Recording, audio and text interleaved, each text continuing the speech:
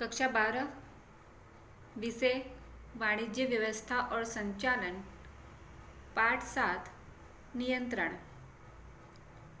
जिसमें आयोजन और नियंत्रण के मध्य संबंध ये आज का टॉपिक है।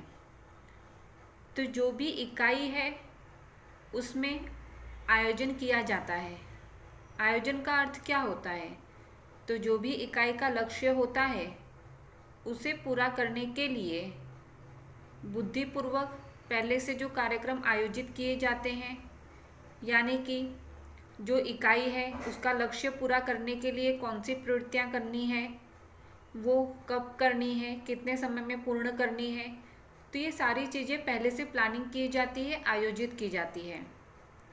और नियंत्रण के अंतर्गत जो भी व्यावसायिक इकाई में आयोजन किया है उसके अनुसार जो मापदंड स्थापित किए हैं वो प्राप्त हो रहे हैं या नहीं, और अगर कोई विचलन स्थापित होता है या कोई विचलन, कमी, रुकावट आ रही है तो उसे दूर करके सुधारात्मक उपाय करना, तो वो नियंत्रण का काम होता है।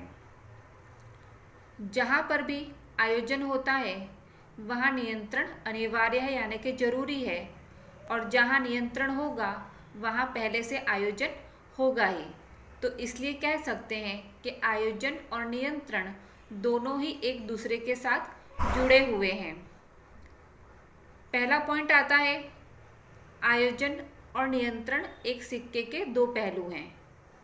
तो जिसमें आयोजन और नियंत्रण संचालन के परस्पर आधारित और महत्वपूर्ण कार्य हैं।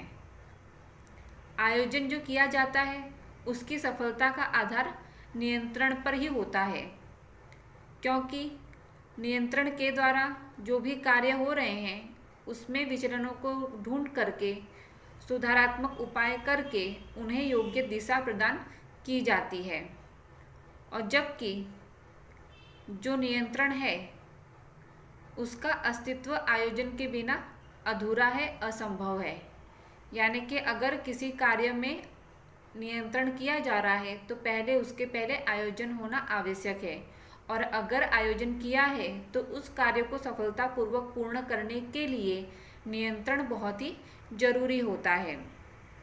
इसलिए आयोजन और नियंत्रण दोनों एक सिक्के के दो पहलू हैं। उसके बाद दूसरा पॉइंट आता है, आयोजन और नियंत्रण के मध्य संबंध में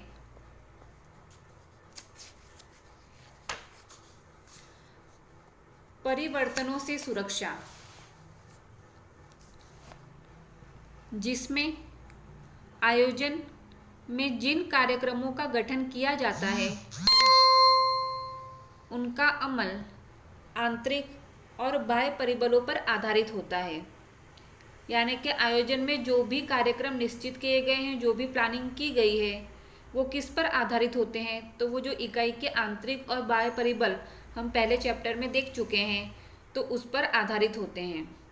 बाह्य परिबल है, उस पर इकाई का किसी प्रकार का नियंत्रण नहीं होता है, लेकिन जो आंतरिक परिबल है उन्हें बदला जा सकता है, उन पर नियंत्रण रखा जा सकता है। बाह्य परिबल जैसे हैं, तेजी मंदी की स्थिति है, कच्चे माल की कमी है, लोगों की रुचि है, फैशन है, तो ये सारी चीज़ें इस प्रकार की है कि जिन पर नियंत्रण नहीं रखा जा सकता है, जबकि जो आंतरिक परिबल हैं उन पर नियंत्रण रख सकते हैं। बाह्य परिबल इस प्रकार के होते हैं कि जिन्हें समझ करके उसके अनुसार इकाई में परिवर्तन किया जा सकता है और उसके अनुसार कार्य परिवर्तन होता है तो नियंत्रण फिर किया जाता है। तो परिवर्तनों से सुरक्षा ये नियंत्रण के द्वारा प्राप्त की जा सकती है। उसके बाद तीसरा पॉइंट आता है, नियंत्रण के लिए आयोजन पूर्व शर्त है। जो भी कार्य का नियंत्रण किया जाता है उसके लिए उस कार्य का पहले आयोजन होना आवश्यक है, क्योंकि आयोजन में ही किस प्रकार कार्य करना है, कितने समय में करना है, कब करना है, वो सारी चीज़ें आयोजन में निश्चित की जाती है। और नियंत्रण के द्वारा कार्यों का तुलनात्मक अध्ययन किया जाता है कि जो आयोजन में प्लानिंग की गई है उसके अनुसार ही सफलता मिल रही है कि नहीं। अगर नहीं मिल रही है, कमी आ रही है, तो उसे किस प्रकार से दूर करना है, तो उसके लिए जो सुधारात्मक उपाय करने हैं वो सारी चीज़ें नियंत्रणों में की जाती है। तो इसलिए नियंत्रण करना है तो उसके लिए इकाई में पहले आयोजन होना ये पूर्व शर्त माना जाता है। उसके बाद चौथा पॉइंट आता है आयोजन नियंत्रण का जन्मदाता है। तो यहाँ पर भी वही बात साबित होती है कि आयोजन के कारण ही नियंत्रण का जन्म होता है, क्योंकि आयोजन में जो भी प्रवृत्तियाँ निश्चित की जाती हैं उन्हीं का नियंत्रण करना होता है। इसलिए आयोजन के बिना नियंत्रण का अस्तित्व संभव नहीं है। तो इस वास्तविकता को ध्यान में रख करके कह सकते हैं कि आयोजन नियंत्रण का जन्मदाता है। यहाँ पे जो भी आपके टॉपिक दिए गए हैं ये विधान के रूप में आपको पूछा जा सकता है एग्जाम में। तो यहाँ पे ये आयोजन और नियंत्रण के मध्य संबंध हैं, उसके 4 ये पॉइंट हैं, वो 4 पॉइंट यहाँ पे पूरे होते हैं।